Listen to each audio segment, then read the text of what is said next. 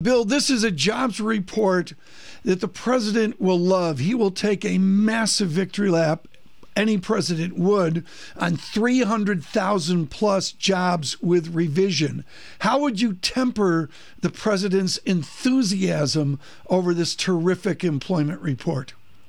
Well, I think you'd temper it, Tom, with the fact that wages haven't increased, and the focus of the Trump administration, in addition to lower taxes, has been to increase wages for the working woman and the working man, and we don't see that happening. You know, obviously there's been a trend since the last 2 or 3 years for wages to move from 1.5% annualized to now 2.6, a little bit lower than last month. But in any case, you said 2.6 isn't going to get it done, and it's probably the case that the headline of a tremendous jobs report is going to be tempered by low wages.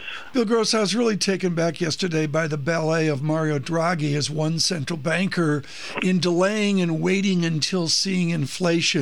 Do you invest now just assuming all central banks, whether they want to look at expectations or forecasts, are going to wait until they see the white of inflation's eyes?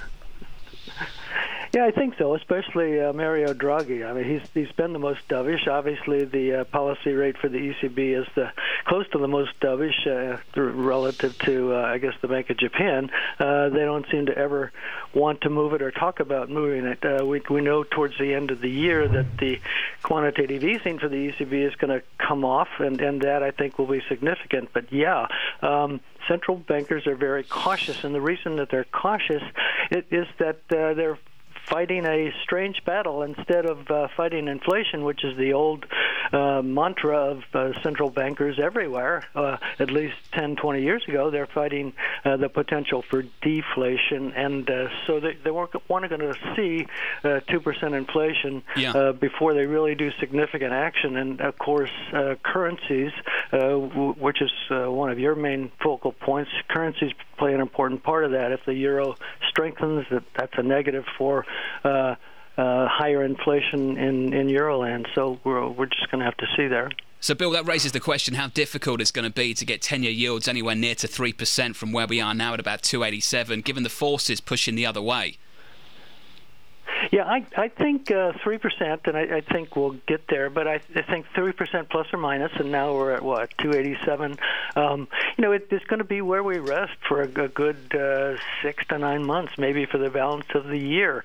It all depends, of course, on what the Fed does, what Powell thinks, and how he drives his team.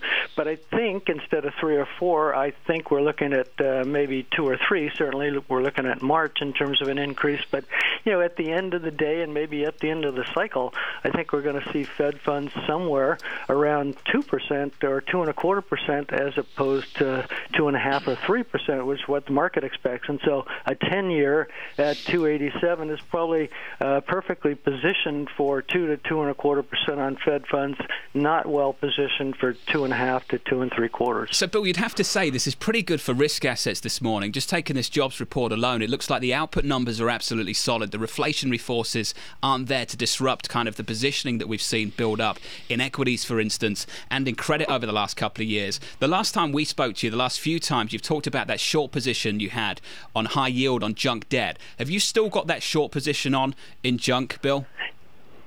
Yeah, I do. High-yield spreads were very, very narrow, and they're less narrow now, so the position has worked out.